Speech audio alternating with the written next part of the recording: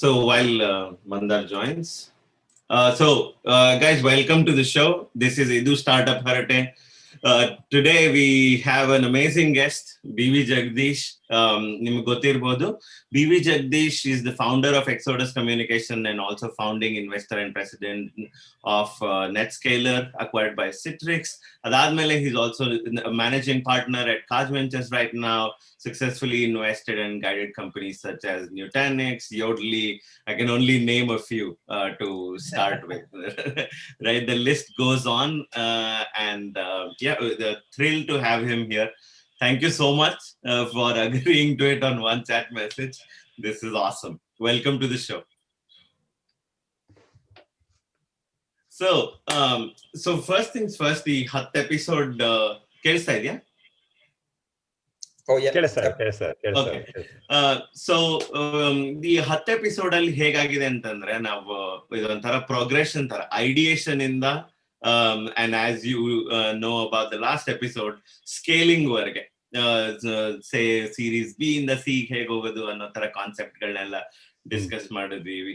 But in this episode we are treating this like a this is not restricted only to high-tech companies, right? It can be anything. ಇಲ್ಲ, we've had people representing small businesses, movies, all sorts of entrepreneurship. Okay, good. But adikene ee episode especially we are focusing on sort of all of the things, but with one primary thread that we want to cover is also board. What the board should be, responsibilities, aa tharadella, right? Before we jump into that, one of the most important things, of course, is investors coming on board. Right now you can bootstrap, you can take it forward from there. Investors barbeku, and that is really the first step of board after the founders on board. So one of the questions I have about that itself is, can we just take money from anyone with money, or should we be careful about who do we take money from? Hege investors pick ಮಾಡ್ತಾರೋ companies na, are entrepreneurs allowed to do the same anta? So it's a very, very good question, because that's what determines many follow-on actions, based on who you took the money from. I mean, I can give you several case studies of money taken from the right people has worked well. Money taken from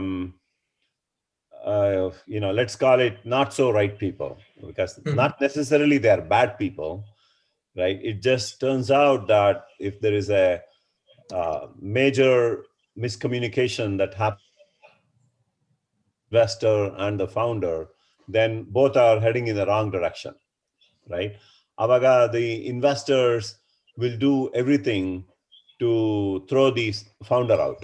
So you don't want that to happen. So let's go through both the scenarios. So what is good money?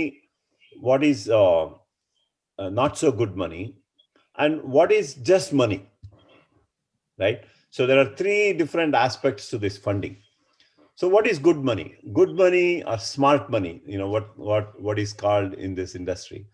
So smart money is something where somebody gives a check because he believes in you, he believes in the idea, he believes in the market you are going after, he believes in the product and the problem you are solving, right? So these are 3-4 criteria that an investor typically looks at. The first thing he looks at is you, right? Is he the person that I'm going to work with over the next 6 to 8 years, right? Because generally the journey is that long. So is he the guy trustable? Is he a guy who is honest and good values and has a good leadership capability, right? Has the ability to navigate in the event of any challenges and so on and so forth. So they look for so many characteristics before they decide to fund. And so when the smart money comes, not only the fact that he's giving you a check, but now he's also helping you in many ways, right? So where all typically in a startup company you need help. So number one, he or she needs to help you with bringing qualified people. So somebody, let's say you are a product person and an engineering person, but you need help on the sales side, you need help on the business development side or on the marketing side. So they'll help you recruit some of those people from their connections and all that, right? So that's number one, people. Number two is introducing you to customers, right? Because working with you, they know who the customer is, and if they have any connections in their database, so they'll help you introducing these customers. Because first stage ali, the first phase of the growth, as you even heard from Simha Sadashiva as well, the first set of customers, the first 10 customers are typically it's your connections. It is your connections, your investors connections, your mentors connections, your advisors connections, atara. So that is how you get the initial set of 10, 20 customers who will help you to at least open the door. So there is no guarantee these doors that they have opened will become customers. Ultimately, your product has to sell, your product has to show the value proposition. All of those things needs to happen. Only then they will become a customer, right? So people, customers, and then the third is on the strategy. So most companies, they fail because of this whole product market strategy, meaning I've created a product, and where does this product fit into? Who is the market? Who is the buyer for this market, right? So if you think of the iPhone, I'll just take an example of an iPhone, so it's easy to understand. iPhone 2007 ali, when Steve Jobs launched iPhone, if you actually watch that presentation, that is still on YouTube, if you watch that presentation, he positioned this iPhone as a smartphone. So instantly he kind of told the world that I am not an ordinary phone, I am a smartphone. So that means the kind of people who buy a smartphone were very different, right? This is, if you take the pyramid, it's mostly the people in the top segment of the pyramid are the buyers, because it was also priced around $400, $500. One day on the shot. One nimsha disturb uh, so yeah, basically the way he positioned that he was a smartphone, so that way he was not competing against the Nokias, he was not competing against Samsungs of the world, he was not competing against the Motorola's of the world, right? So it was very clear, the market was very, very clear. It was our time ali, the smartphones were built by BlackBerry ಅಂತ ಒಂದು company ಇತ್ತು, ಆಮೇಲೆ ಇನ್ನೊಂದು palm ಅಂತ ಒಂದು company ಇತ್ತು. So these were the only two smartphone vendors at that time. I think BlackBerry is still trying to make a comeback as a phone. Yeah, exactly, correct. Right. So this is what is actually figuring out where my product fits. So if you dissect every company in the beginning, they have to figure out where they are going to sell this product to, whether it is a consumer product or it's an enterprise product. You have to know who is going to be your buyer, because startup companies or young companies cannot, you must have heard of this phrase, cannot boil the ocean. Boil the ocean andre ella, I cannot do everything. Right? You have to pick your target very, very specifically. Yaro, who is my buyer, right? How am I going to reach that customer? I think that's where my kind of question takes it towards. Adenantandre ಈಗ ಒಬ್ಬ investor ಬಂದ್ರೆ who comes on board, he can make, I can see that this is the person who can help me on sales ಅಂತ ಇರಬಹುದು, ಅಥವಾ about introducing people ಅಂತ ಇರಬಹುದು. But how do I filter it out once I've taken money from an investor? How easy or let's say, how easy is it for an entrepreneur to say, I don't need your opinion on all the other things. I need this specific help from you and stick to that, Anatara. How, without being blunt about it, because the intention is not to be rude or blunt. Correct. So that is a call an entrepreneur needs to make. That is a call where if the entrepreneur pretty much knows all these things, then he doesn't need an investor's help. Then he might as well get this simple money, meaning somebody who is excited about you and he just writes a check, and maybe he will sit on the board, or maybe he'll be a board observer, or maybe he'll be an advisor, right? Once in a while, you just give an update on your company. You don't need the investor's help. So, but on the flip side, yeah, go ahead, please finish your thought. So, but for a first-time entrepreneur, right, everybody needs this help. And it's always good for you to have another sounding board, to have a smart conversation like this, because you may be thinking, oh, this is the way to do things, right? And I know it all. And then what happens is you go all the way down and then you fall off the cliff. So if you have another smart mind who sort of brainstorms and discusses with you and acts as a devil's advocate, or brings his or her perspective, from their experience, and then tell you, hey, don't go that path. These are the dangers of that path, right? Take this other path. So then you brainstorm. If you as a founder think that, why should I go in that path? Then you brainstorm.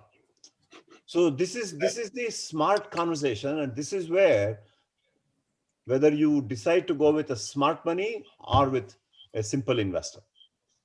So let's end it in the flip side also. Suppose you have an entrepreneur who fundamentally has a good idea, right? And you can see a promise in it, but suppose they are young or impressionable in general, right?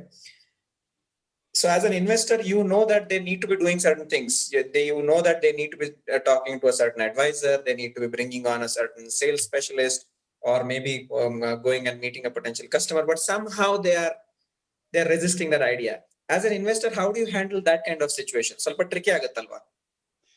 ಯಾವುದು ಇವಾಗ ಈಗ young investor, young entrepreneur ಇರ್ತಾರೆ, right, who doesn't want to listen or rather doesn't know how to listen. They're not always saying that, no, I don't want to listen to my investor. They just don't realize that there is a wealth of knowledge. Yeah. Correct. They're maybe too young to realize that. How do you handle that kind of situation? This is where the initial link happens between a smart investor and that entrepreneur, right? If that link doesn't get established, because during the initial set of conversations, if I talk to an entrepreneur and I make up an opinion on this entrepreneur that this guy is not listening, right, and he seems to be hell-bent on his own views and his own opinion, then I may not even want to invest in that company. Right. I'll just walk away, right? Maybe somebody else will invest who is okay with that thing. Right. But as an investor who wants to add value, then you just walk away. See, for an investor, there are plenty of opportunities, right? That's not the only opportunity for an investor. And it's also the ground rule is you win some and you lose some. Every investor, you win in some and you lose in some. So not everything is going to be a Google. Not everything is going to be a Cisco or one of those big wins, right? So there will be all kinds of exits that happen, and some of them, despite all this effort, will still go down. True. So what does it take? What does it take to, say, build one of these global brands? Like you said, not everything will be a Cisco, not everything will be a Facebook or a Google. But once in a while, there will come one company which will really shake up the market, and they will become a force to reckon with, right? Yeah. In your experience, for example, Yardley has made that kind of impact, right? Yeah. And Nutanix, so in your experience, Nutanix is even bigger than Yardley. Exactly, right? So in your experience, what is it about these companies that helps them that led to them becoming a global brand? Yeah. So primarily, the execution aspect in the company, right? So what is execution? Execution translates into multiple things. So first part of the execution is building a quality product, right? I cannot just build a product that doesn't work. But will you buy, if let's say you get excited about some interesting product, right? You see an ad on the TV and then you place a call and you buy that product and the product doesn't work, then what do? Either you return the thing, right? Or you just forget about it and you will never go back and buy another product, nor will you even refer this product to someone else. Anyone else, right? Right? If something works well, there is this Insta cooker anta bandidiyalla. That has become a rage, right? Instapot. Alla, that Insta cook one that is that cooker. Food pressure cooker tara. There is this instant cooker, right? Which sort of actually brings a tremendous value compared to a regular pressure cooker. Right. So for example, in a pressure cooker, you have to watch how many times it is making that hissing noise. When do you have to put the weight? When do you have to turn it off? Right? It's a nightmare. Andre, you have to be really in front of it. So if you are not observing, then it will get overcooked, right? Or the steam will build up and then, the weight will just pop out and it just creates a mess. So what did he do? He created a product that, first of all, doesn't need the weight. And he created the intelligence in the product that figured out automatically when to stop cooking. Right? All that you need to do is you just go turn on the power and then you pick what you want to cook. Whether you want to cook rice, you want to cook lentils, you want to cook, whatever, right? You press the right buttons and then it will figure out when it is cooked and it will complete it. So nobody needs to watch this. Right. So that became the differential. And once we created a differentiated product, I just gave that as an example. So every company, Nutanix had its own differential, Yodlee had its own differential, right? Exodus had its own differential, NetScaler had its own differential. Once you figure out the differential, then you have to figure out how to bring this in front of customers. Right. So I think as you build this brand together, as you build this company together, and like you rightly said, correct agiro investors na karkondu bandu and then and employees na karkondu bandu, you start building this company together, and then as you scale up, that is when a lot of advice, mentorship, steering it the right direction ಬೇಕಾಗುತ್ತೆ, which is where the board comes in, right? Board are the smart investor. Board are the smart investor. Board is more a fiduciary responsibility aspect of it. But if you get a smart investor, now there is a vested interest for both the entrepreneur to make the company successful and the investor to make the company successful. Right. Right. So you periodically go and do like a whiteboard session with the entrepreneur, and you guide, you give your experiences, and when you have these brainstorming discussions, so many new ideas will come up in terms of the scaling aspect, the go-to-market aspect, the product strategy aspect, the competition aspect, because as an investor, as an outsider, I am seeing things very differently as compared to you inside the organization. You put your face down and you're executing on building the product and figuring out, right, how to sell the product. Whereas an investor or a board is actually looking at from an outside perspective. So they bring outside in value to the company. Market right? Who is the competition? What is this other product doing? Who the customers are? There's so many other market intelligence. I can actually feed that knowledge to the entrepreneur. Got it. So even before we get there, Nand, one question is, are all the investors part of the board? That's why is it always like you invest?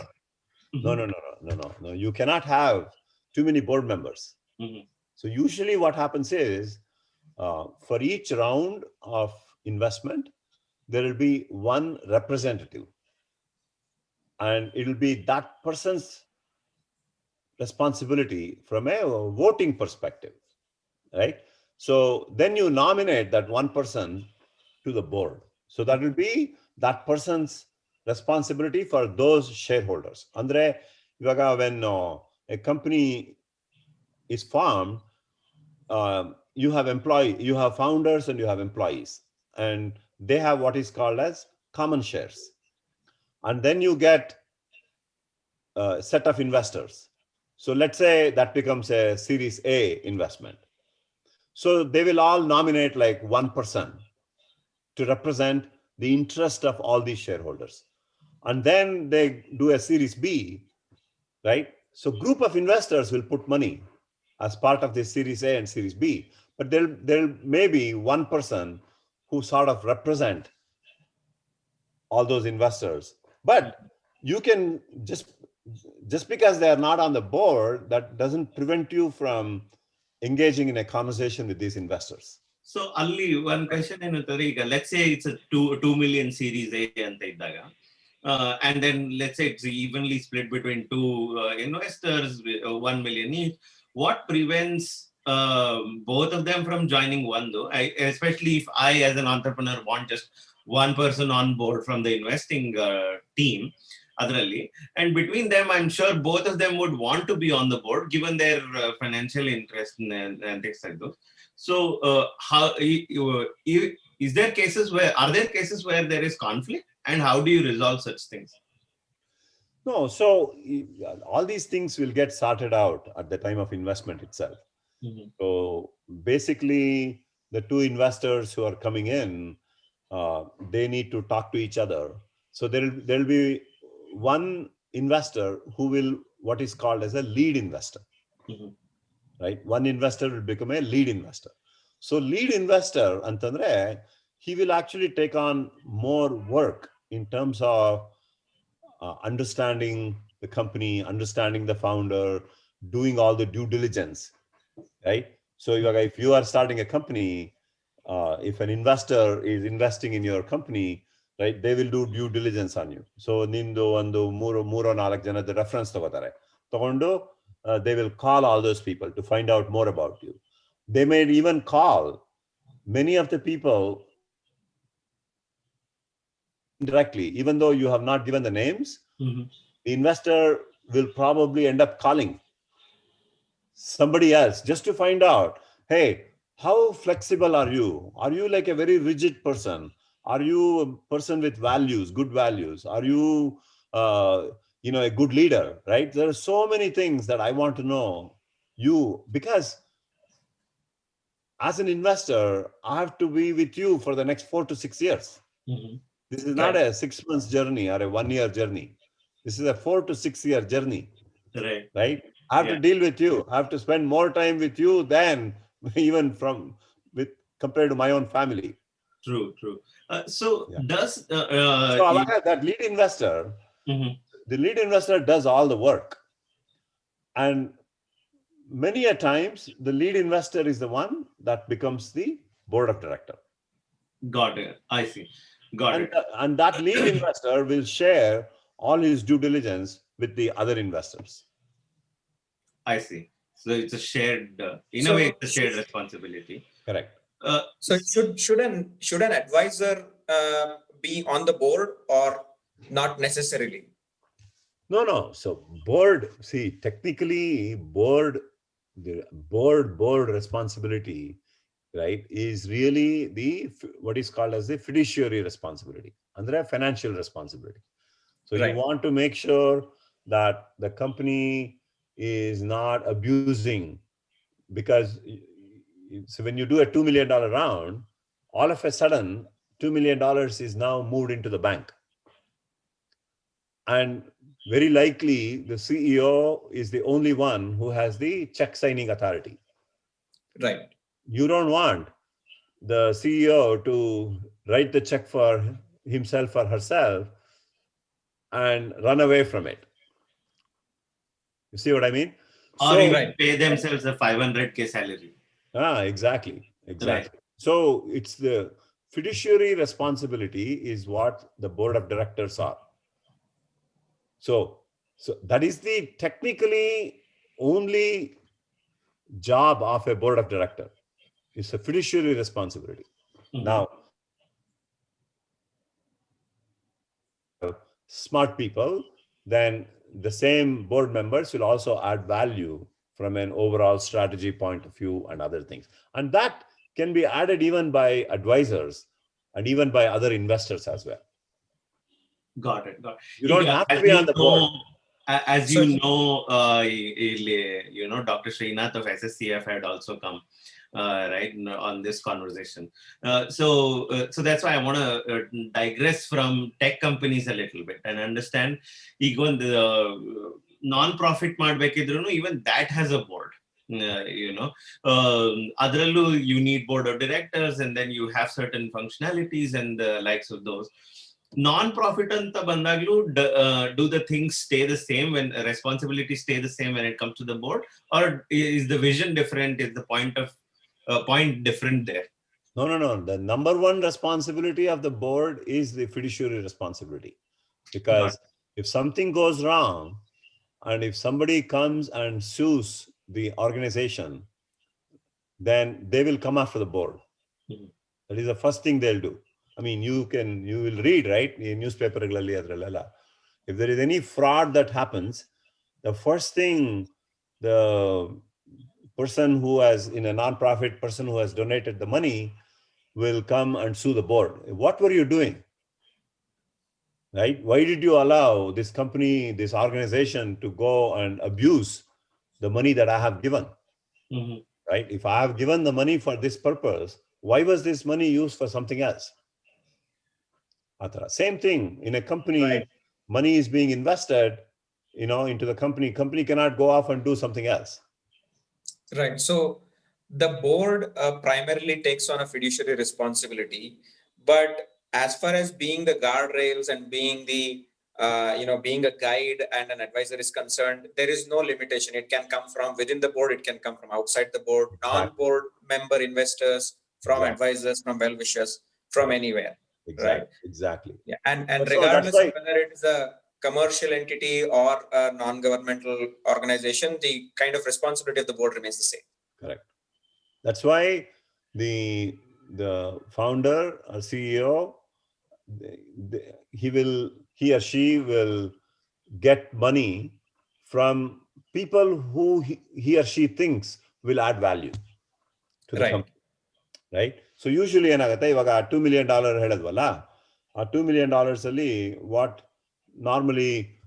what the founders will do is he will not take the entire $2 million from the same, like one or two investors, right? He will probably allocate another $300,000 he'll set aside, and he will take the 1.7 million from the main investors, and then the other 300K you'll open it up to people who the CEO thinks or the founder thinks that is by allowing that investor to put in some small money, right, in that round, he now has access to that person who could potentially add value. Usually that's what they do.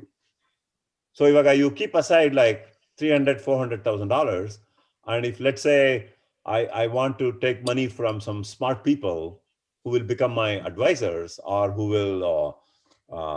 will add value to me, ಅವ್ರ ಹತ್ರ ಹೋಗಿ ನೋಡಪ್ಪ, I have this 400K, right? You want to put some money, 100K or 50K or 75K or whatever, right?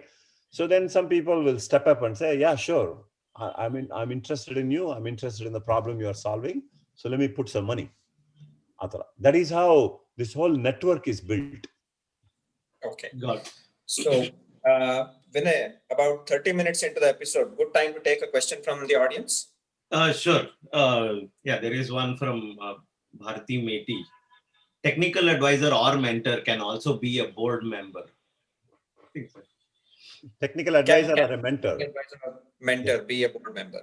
Yeah. So usually what many companies do is they will have these investors as board members, and of course, the founder, the CEO, will be on the board.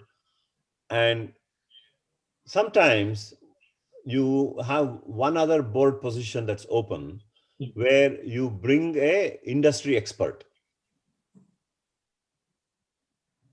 knows the industry, somebody who is independent, and that person may or may not even be an investor. He can be an investor or don't have to be an investor.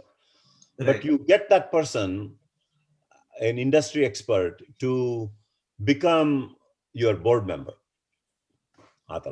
So Got that it. is and then in return, the company will give some amount of common shares to that board member. Right. Public companies ಅಲ್ಲಿ ಏನಾಗುತ್ತೆ, public companies ಅಲ್ಲಿ there is a compensation that has to be paid. So Right. for every board meeting that an external board member attends, there is a compensation. There is a certain amount of dollars and certain amount of equity that will be given. Got it. So I want to relate this conversation to Simha's conversation last night, where we talked about scaling, and then say we are at a stage where the company is Series C or D, and then that is when the founders are typically thinking on the lines of say an IPO, or how do we take it forward, another acquisitions and things like those.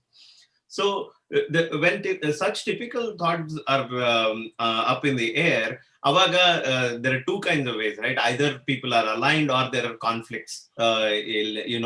Should we wait it out in ಸ್ವಲ್ಪ revenue ಮಾಡಿ and then take it forward to go the IPO route, or should we, because the most recent investors would want to wait it out, as against the investors who've been on the board would want to say, hey, let's take the exit route and another, right? So what is the right thing to do at that point in time, when scaling and when there are conflicts in board? Yeah. So, even in the investment, there is this round called the mezzanine round. Mezzanine round is a round that is typically done just before you go IPO. Right? So this is more like a insurance, like just in case you cannot go IPO for whatever reason. Let's say I'm in the midst of this roadshow and then there is a market crash.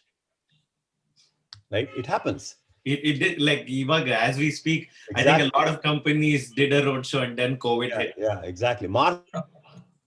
Yeah. It's so bad that people who were thinking of going public, companies that were thinking of going public, suddenly there is a market crash, there is total chaos, right? Nobody wants to spend money because you don't know what is going to happen to the market. So you as a company, you cannot be in a situation at that time without cash. Correct. ಅದಕ್ಕೆ ಏನ್ ಮಾಡ್ತಾರೆ, just before the IPO, if there is not enough cash already sitting in the bank, they go and do what is called as a quick mezzanine round. So you go mezzanine round. Typically a down round also? No. Down round is based on the company performance. Okay. Mezzanine round is like typically it's a round that is just before the IPO. And that is done provided you don't have enough cash in the bank. So just because we don't have enough cash doesn't mean valuation also goes down in the mezzanine round. Yeah, if you're doing well, things, there will be people lining up to put money. So think of some investor who is told, right, like Snowflake, it just went public, right? 2-3 weeks back it went public. So Snowflake, I don't know if they raised, it's a very hot company. It's a company that has massive potential.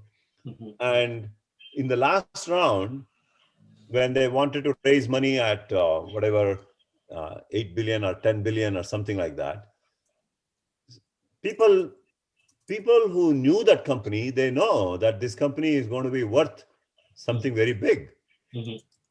So they will be very happy to invest at $10 billion, especially if the valuation of the company suddenly becomes $30-40 billion. So I have like a 4x return on my investment. Alva? Right. Yeah. So there is nothing like a down round. I mean, if the company is doing well, that's like the best position to be in. So the down round happens when you are not doing well. Got it. Yeah. Madhmadhya nimdu, I think video is breaking off. I don't know why. But a snowflake valuation time only did break off for 5 seconds. Oh, okay. Yeah. But anyway, so now that we are on that mezzanine round and taking it forward, post mezzanine round, let's say mezzanine round alli bandiro hosa investors they will want to wait it out versus going public. So should we set the expectation right, saying, hey, this is only a mezzanine round and immediately we will follow it up with the IPO, or is it something understood? No. That's not the way it works. That's not how it works. So the way it works is IPO is nothing but it's yet another fundraising milestone. Right? It only gives an opportunity for all the shareholders to have a liquidity event. Correct. Right? It is yet another milestone. It is nothing to do with, okay, company is done, everything is like happy. Right? There are so many companies that have gone public and then they have gone down. Right. Like Facebook, when they went public, after they went public, the stock actually came down to $19. Right. From $34, $35, it actually came down to $19 because people lost confidence in Facebook. Until the mobile ads and everything happened. Because they didn't have answer to mobile, because the world is moving in the mobile direction. Correct. Right? And they did not answer their product strategy, explaining about what they're going to do for this mobile penetration. So that is when the stock actually went down. Yeah. So the entire IPO is a supply demand. It's based on supply demand. So meaning I am willing to sell my shares in the public market. Are there any takers who want to buy my shares? Right? And that job is done by what is called as an investment banker. Right. So if the investment banker comes and says, hey, there is 10x demand for the number of shares you want to sell. It doesn't matter whether I'm a mezzanine round or I am a Series D round. I will be happy, right? Because I have an opportunity to create liquidity for my investment. Right. Investors are purely looking at how do I get a better return on my investment. That's basically what an investor is doing. Got right? it. I mean, if you wear an investor hat and whatever, let's say, you take $100 and you go invest in a company in the public market, right? Do you care whether this company is solving this problem? It is creating thousands of jobs. Do you care about that? Or, hey, how is my $100 going to become $200 or $500? That's what an investor typically cares for. Right. I think so. Andre, nange one of the most common questions that I have seen amongst the entrepreneur conversations is people are scared of the board of directors, and which relates to one of the questions Pranamya Nayak is asking. He's asking, can the board or even an investor for that matter change the vision of the company? How much influence do they have on another, right? That is something people are scared of the board too, before setting up the board. Definitely not. If you are a founder who knows what you're doing, right, you need to be confident enough to put your point across and have a valid argument or discussion. Nobody is going to change. And ultimately, the board cares to see whether your vision, is it a theoretical vision or it's a practical vision? Meaning, when you have a vision, when you have built a product for that vision, is someone buying that product and are you generating revenues? Or is it just a vision? If you are showing execution, okay, board will not come and create any problems for you. When does a problem get created? When the execution is not happening, meaning I have built something and that something is not being bought by anybody, or it is not bought as per my original plan. If I had said 1,000 customers are going to buy this year, Right. and only 2 customers have bought or 5 customers have bought, then there is something wrong here. So that is when the friction starts between the board and the founder. Yeah. As long as you set expectations right and you are executing on that, you should be good and you shouldn't really be scared. Exactly. Scared of that. There is another question here. Tyaga Rajesh is asking, how does the sounding board of an active investor work? I think he means what does the founding board of a startup look like? That's essentially what. Because the continued part is it limited to founders who he or she previously worked with? Founding board, Andre, I think what the question, I believe it's centered around when I'm forming a company. So who all I'm going to have on the board? That's basically what it means, right? So you don't pile up. The basic rule, right, in formation of board is don't just pile up board members. It will actually become a liability, right? Because board will have a voting right. And you don't want to create problems for yourself. So you want to bring someone on the board who is aligned with your thinking and who you believe is going to help you. And by having that board name as part of the founding organization, you can now go and attract investors, or you can attract other people to come and join you. I mean, if you think of, for example, if I tell that on my board, I have Narayan Murthy on my board, right? I have John Chambers on my board. That just adds to the credibility.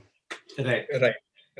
So right? there is one other very interesting question that has come up here again from Tyaga Rajesh, but I want to ask this one, and this one is around the hype with AI and ML. And in your experience, BV, so has the hype around AI, ML, machine learning, and all that come to more realistic levels in the face of the pandemic? In the face of what? Because of the pandemic. Has the hype around AI finally come down to realistic levels, or is it still, high up in the air? So it's very interesting.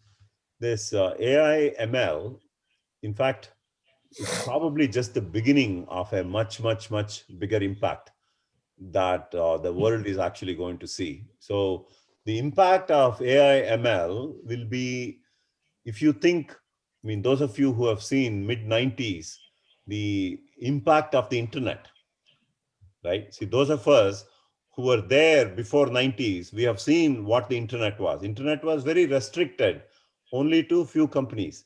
But when the browser came along and the impact of internet amplified and exponentially grew, and all the applications, in fact, the fact that this app that we are seeing right now is because that internet happened, which created the entire infrastructure to make these applications run. Who would have visualized in mid-90s something like this could be happening, correct? Absolutely. So the AI ML is expected to bring, and this, by the way, is not a hype. It is not a hype, right? Because what this internet has created, and even otherwise, all this data that existed, nobody knew what to do with the data. Absolutely. Yeah. And if I can take the data, history always says things repeat, right? We always say that history repeats. So if I can take the data and apply these machine learning algorithms to even 70, 80, 90%, if I can actually predict what could potentially happen to my health, what could potentially happen to my operations, what could potentially happen to my health of my manufacturing equipments, what could happen, what could happen to the health of an aeroplane. Right. If I can actually predict these things based on all the data that exists. So a lot of this chaos can be Right. eliminated. So Ab- essentially, the concept of AI ML is, if you take that AI ML and then you start applying to different vertical industries and vertical markets, right? That is when the value of that will be huge. So going back to the point I was saying, the impact of this AI ML and the deep learning, right, is where the new world is moving towards. It is going to be much, much bigger than even and it's a internet. long game. It's a much, much longer game. So Yeah. during the process, there will be, because of this hype, there will be some winners and there will be a lot of losers. And that happens in any Correct. industry, even in internet industry. When internet came along, ton of companies were born between mid 95 and 2000. And when that dot-com burst happened, 90% of the companies went under. Right. Yeah. So I think as we take this forward and in terms of trends and everything, it'll be interesting to know what's happening on the tech front. Like stock market definitely is not being a mirror of the situation at all. But in like with pandemic, things are changing. Where everyone is adapting the work remote way and effectiveness. Other infrastructure per se are still things look still the same, and I haven't seen great improvement suddenly in the last 6 months. Either bandwidth, front load problems, is infrastructure finally getting some more attention because of pandemic? Yeah, I think infrastructure, has become a commodity, meaning I will lay more fibers, I will increase the bandwidth and so on and so forth. Where I think the investments and the smartness is going to be, how do you make the entire communication to become smarter, right? So how do you make the edge, this phone is an edge device. So if you think of it, right, a camera is an edge device. Everything that you can visualize, a car is an edge device. So you have to create smartness and intelligence to be able to make that edge device make intelligent decisions based on the information or collective information that is sitting up in the cloud or somewhere. Because cloudily, it can be collecting data from millions and millions of devices. And using that intelligence, if I can actually make the edge device smarter and intelligent, right? And if I can detect that, hey, because of your blood pressure increasing, you have a chance of a potential heart attack in the next 1 hour. So which means you should call the doctor immediately. And that happens not just based on the data that the edge device is collecting from your heart at that moment. It is also based on, what is your age, what is your ethnicity, what kind of food you eat, what kind of exercise you do. So there are millions of people like me with similar characteristics, right? If the heart beatings went up by so much, or if the blood pressure varies by this much, then based on all the data that the system has it available sitting in the cloud, can I influence the edge device to make a prediction of what potentially can happen to your health? You see what I mean? So same thing, like when people talk about all these driverless vehicles. Driverless vehicle, I don't know when it's going to happen. But if the edge device can become intelligent, where a driver who slips off and give him a warning ahead of time, that means I can save an accident. Right. Or if the intelligence in the edge device can not only provide a warn, but help steer the vehicle for a short duration of time, then accidents can be avoided.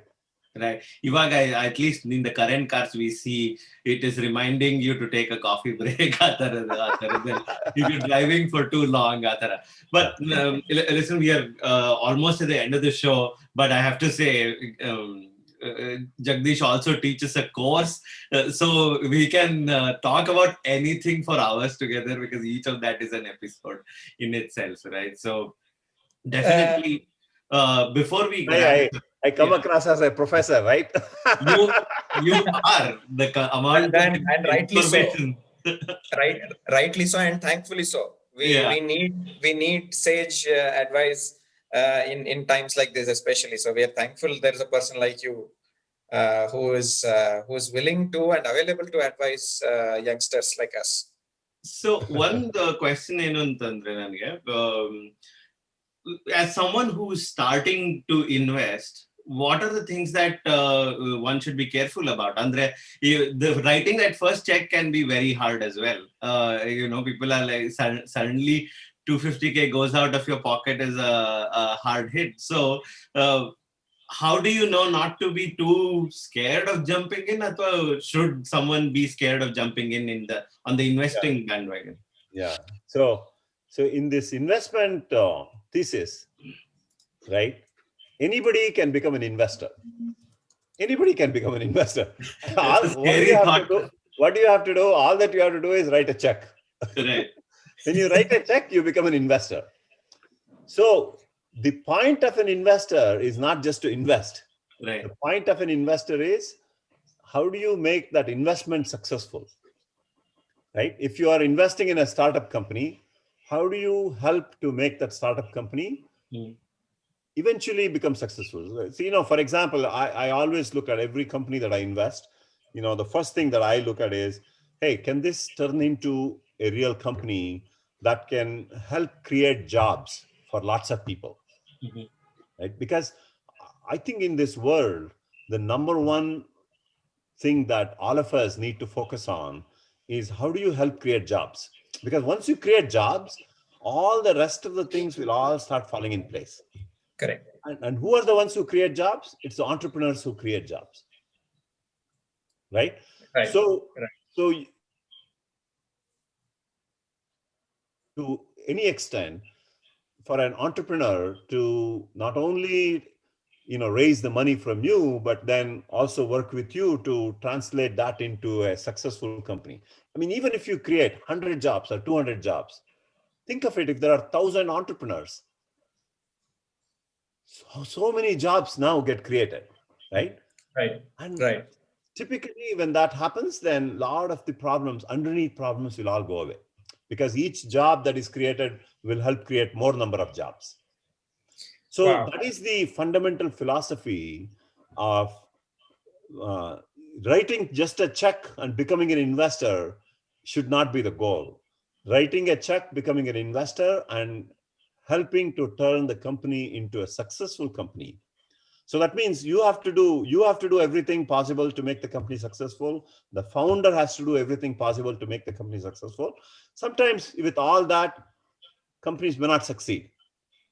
Right? But that's okay. Without trying, don't tell me that I've become a failure. I tried everything possible. When somebody plays, today, for example, there was the French Open, right? This Novak Djokovic played Rafael Nadal, and he just lost.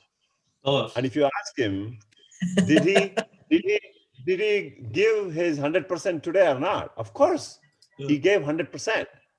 Right? It's not that he just gave up and gave it to Nadal to become the champion.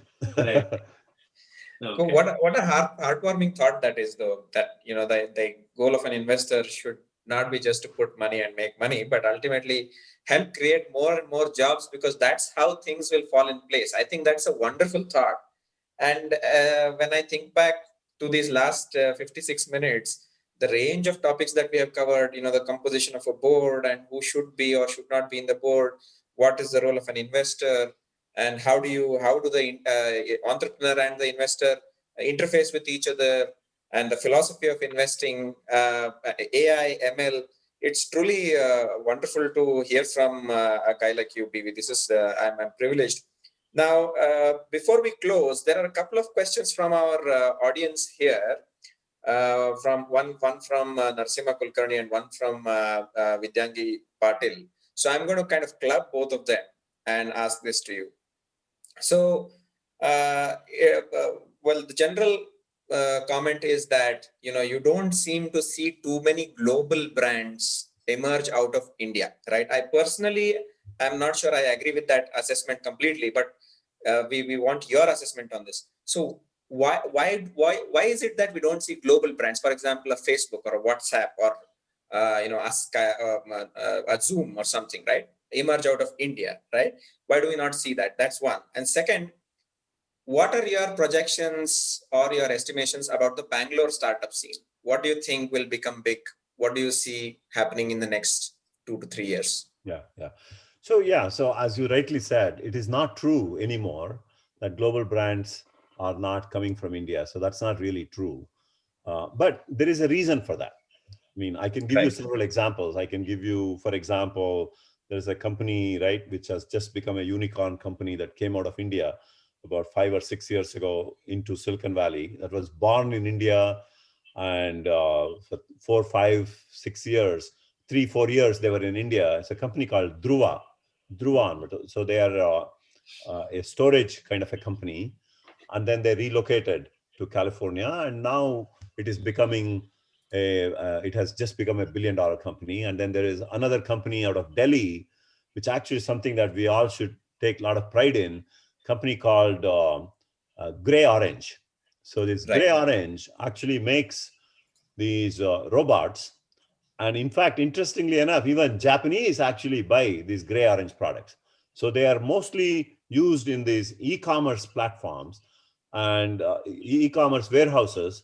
And these robots go and lift these stacks of these carts that people have to pile up to go from place A to place B. So these robots have to go and then move from different places within the warehouse, so that it all gets distributed into one single place. If everything is going to, let's say, Bangalore, right? So from Bombay, then in the Bombay warehouse, all the Bangalore going packages will all come into one place. All the Delhi going packages will go in another place, right? And by the way, these guys are doing exceptionally well. And this company, I met the founder about 4 or 5 years ago. It's pretty remarkable how this company has evolved within India. So there are many companies that are coming. But going back to, there is a fundamental reason. So number one reason is customers in India startup company products. So sorry, we lost you again for 5 seconds. Yeah. If you could repeat. So customers in India are not mentally prepared to accept startup company products, right? This is a fundamental issue. So if you look at why US succeeds, the startup companies in America, why do they succeed? Because no matter how big the company you are, there is an opportunity, there is a process within these organizations to encourage startup companies, right? Buying products from startup companies. Like, for example, if I am JP Morgan, which is a hundreds of billions of dollars organization, continuously they look at new innovation, new technologies, and how can I actually adapt these new products and new technologies, right? So there is a mindset that corporations or even people have. Even people, there is a mindset to experiment on new things. Right. So in India, that mindset needs to come. And slowly it is happening. It's not that it is not happening. I mean, I have a company out of Bangalore, which now actually sees many of these banks and all those guys are buying a startup company products. So it has just started to happen. And the second part of the problem is, until now, if you look at most talent that India was building is all in the services business. So Right. it's only now in the last 5 or 10 years you are actually seeing many product companies coming out, and all these MNCs, whether you are a Google, whether you are Cisco, whether you are Juniper, all these guys are actually creating the workforce in India, and they're all doing cutting edge technologies. So wait for these experts who work in these kind of companies in the next 3-4 years, right? People with the entrepreneurial mindset, they will come out of these companies and they will kickstart the next big. It can be the next big Cisco of the world, or it can be the next big Google of the world. So I think you have to give another 3 or 4 years to really start to see Indian entrepreneurs uh, coming out of these companies, and financially they would have been well off. I mean, this is what we all did, right? So we worked for 10-12 years, and people like us with entrepreneurial mindset, we took the risk, no pay for 2 years, because you would have saved enough money to survive for 1 to 2 years. And during that time, you pursue your dream, you pursue your goal, whatever you have, to go create a company. So it's a matter of another 4 or 5 years, but you're already seeing the trend that is happening. And also, I think all these years, entrepreneurs were busy building services company, which was a That's huge right. trend Exactly. in that decade of Correct. post computer science era. Exactly. In a Exactly. way, right? So yeah, so I think now it's definitely, we see a lot of product companies, robotics, embedded systems, all sorts of companies coming in. So great times ahead for the India startup scene for sure. Definitely. But again, I want to thank you for being on the show. This meant a lot. And for people who are online, if you haven't subscribed yet, do subscribe to the channel, and look forward for more such interesting topics. So yeah, any closing And thoughts? to our viewers also, please let us know what you think about our episodes. We've just finished our 10th episode, so tell us what we are doing right. Tell us what we are doing. What you think we should do better. Yeah. Brickbats and bouquets both equally welcome. Yeah. Yeah. Yeah. Yeah. No, I think these are all, again, you are a startup, right? Yes. You have reach to bigger audiences. So if you have already come up to 600, 900 people who are watching this, then how do you get to 10,000 people? How do you get to 100,000 people? And how do Right. you, not just in one area, right? How do you go global? So those are all the execution challenges. So that means a show like this, you need to figure out how do you market, and how do you bring some well-known personalities that will actually help create a bigger buzz. And I think conversations like this is beneficial both to the audience as well as even to the speaker, right? To get some fantastic questions, to really get a perspective of what the thinking that is going on in the minds of the next generation of the entrepreneurs. And I can tell you one thing: most successful entrepreneurs, they'll be very happy to come and share. I don't think there'll be any reservations, there'll be any hindrances. They'll be very, very happy to come and share their experiences and answer questions, because most everybody, once you have gone through this, we want others to succeed. Because as I said earlier, the best way to solve world's problems is to help create jobs and Right. entrepreneurs. And there are only if a small set of people who are entrepreneurs. Not everybody can become an entrepreneur. Not everybody has the ability to take the risk to start a company. And if you are one of those who is starting a company, right, then have that perseverance, have that this one dream that you want to pursue. But remember, this is not something that, it's not like a flipping the coin. It doesn't happen overnight, right? This is a three to Long game. 5 year of very, very, very, very, very, very hard journey. Very hard journey, right? It is not easy. So don't just give up that easily, and make sure your family is aligned with you, right? Because without that support, it will be very hard. So, with that, I just want to thank both of you for bringing me on, and all these wonderful questions that you guys were asking. But the good thing is, although it is a very hard journey, it's a tough journey. The good thing is there are people like BV who are approachable for advice and for guidance. And we are privileged that you came on our show today, BV. Thank you so much. I think we definitely need more sessions with BV. So this is just one episode is not going to cut it, BV. We have given you advance notice, right? So you are coming on the show again. Thank you. You can pick a particular topic for that day. Yeah, certainly, sir. And then just focus on whatever that particular topic is. So if you pick a scaling, or you pick investment, or whatever that particular topic, just deep dive on that. absolutely. Thank you again. Thank you so much. Thank you all watching online. Thank